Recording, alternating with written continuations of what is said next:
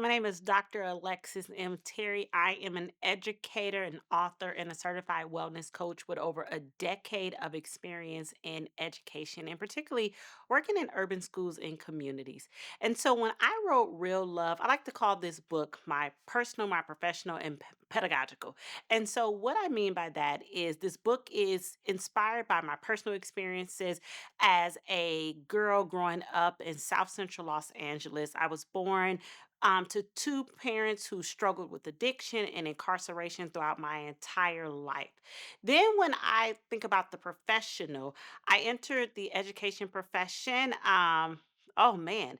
15 years ago. And when I got into classrooms, one of the gaps that I saw in my own instructional practice, despite my upbringing, I was not equipped with the skills, the mindset, or the dispositions necessary to effectively reach and teach all students. So, why is that important to me?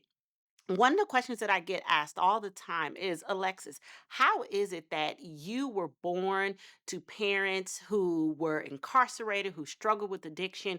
You were raised in South Central Los Angeles, surrounded by crime, gang violence, and criminal activity, but you still made it out. And one of the reasons that I was able to escape that environment was because of the teachers and the educators who poured into me.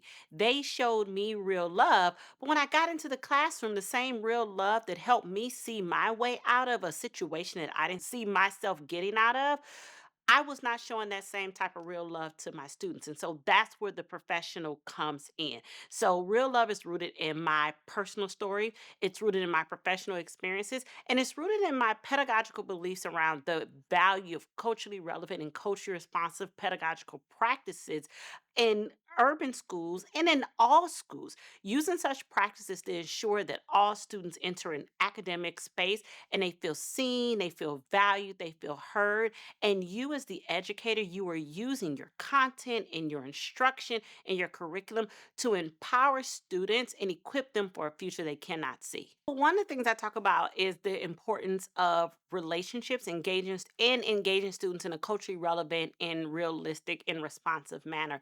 And when I started my teaching career, the first thing I did was made this wrong assumption that I see that educators make is that they know all they need to know about their students and they learned all they needed to know about their students within the first 2 weeks.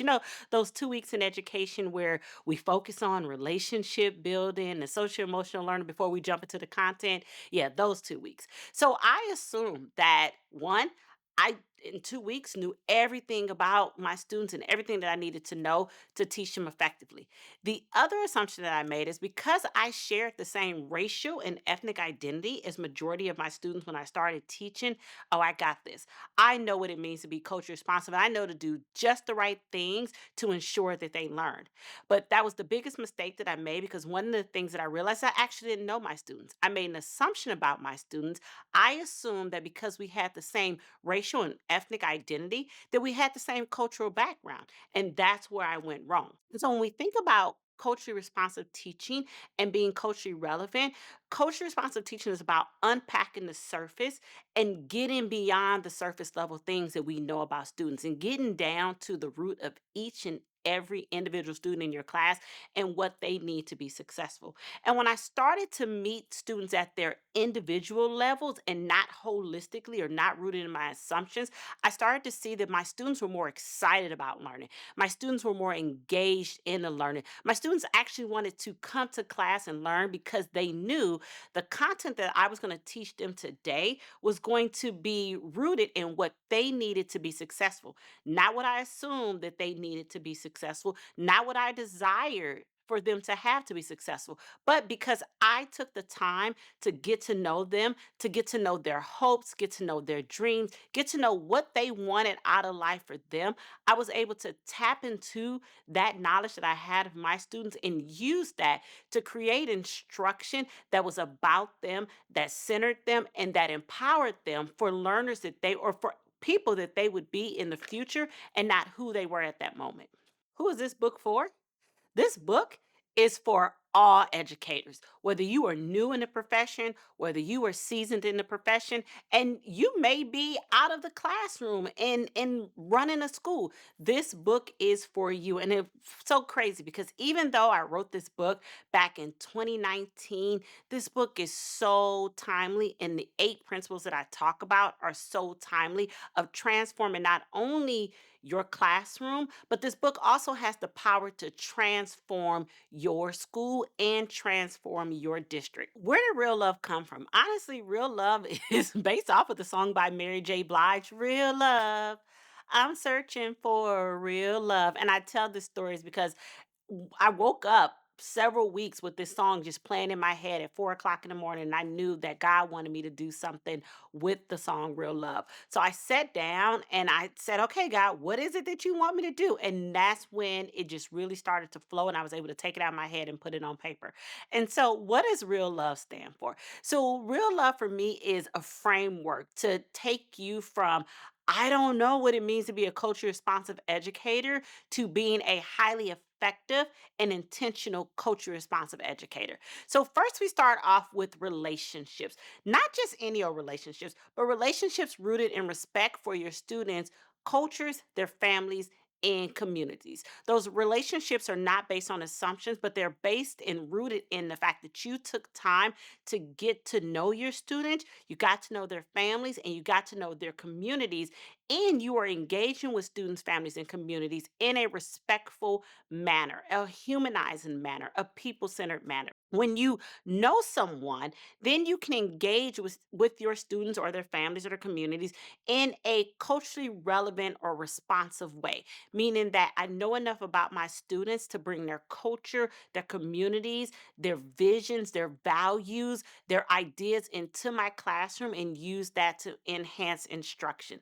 The A in real love stands for authenticity because it is important that we as educators show up as our true and authentic selves and we create spaces for our students to show up as their authentic self and not who we think or what society thinks they should be. The L stands for creating a learning environment that meets the needs of all of your students. And so when a student enters your classroom, when they sit down to engage in a lesson, they know that that lesson was written and designed with them and who they want to be in the future that they want for themselves. You sat down and you wrote that lesson with them in mind. So let's talk about love. What does it mean to love on your students and love on yourself? Because we're going to get to that part. But for L in love, it stands for loyalty. And this is just a loyalty of having your students back, not kicking your students under the bus in an R meeting, kicking them under the bus to their parents, or putting your instruction before your students. But loyalty is about creating safe spaces for your students where they know that they can trust you, they can depend on you, and that you have their best interests at heart. Then we think about, oh, man, our students come into our classroom with some things that we cannot imagine, some obstacles in their way. And when we think about why is it that our students are not doing this? Why is it that our students don't want this? Because our students are living lives that we couldn't even imagine. And so the O is understanding the obstacles that your students face, the barriers that are in their way, and how can you as the educator help them to overcome those obstacles so that that way they can walk confidently down their path to success. V is my favorite because V is about visioneering for your students and getting your students to dream big. But the only way our students can dream big is if we start to dream big for them and start casting that vision for them. We, in our classrooms and in our schools, we create spaces where they can see the future and then they can dream of the future. And then you as the educator through your instruction, you're guiding them to walk into the future that they didn't know was possible. A practice that I like to try to do at least on a weekly basis is just sitting down and spending about 5 minutes visioneering. And that visioneering is just really sitting and thinking about a future and dreaming and thinking of all the things that I didn't know was possible for me. Visioneering sharing and educators casting a vision for me of what my future could look like, despite what I saw around me, was what helped me see that, man, I can actually get out of South Central LA. I can be the first in my family to graduate from high school. I can be the first in my family to go to college. Yes, I'm a teen mom, but I can still graduate from college on time. I can still go on to be all the things that those who have come before me, they wanted for me and that they have paved the way for. And so that's the power of visioneering. And then the E is for educating the students for a future that we cannot see, let alone they cannot see. Like when I started the classroom, never in a million years did I think there would be a device that I could type in what I want for dinner and they would make the recipe for me. Like we didn't know that AI would exist. And just imagine it's only 2025. So, how are we not only preparing students for the now, but preparing them to not just survive, but thrive in a future that they cannot see and that we cannot currently see? So, it's about how are we keeping up with the latest trends in technology and education?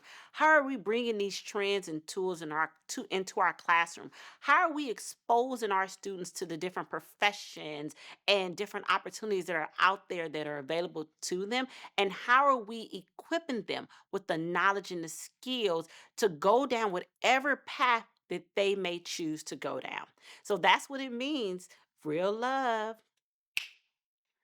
I'm searching for a real love. And so are your students. They are searching for that real love to set their minds and their hearts free.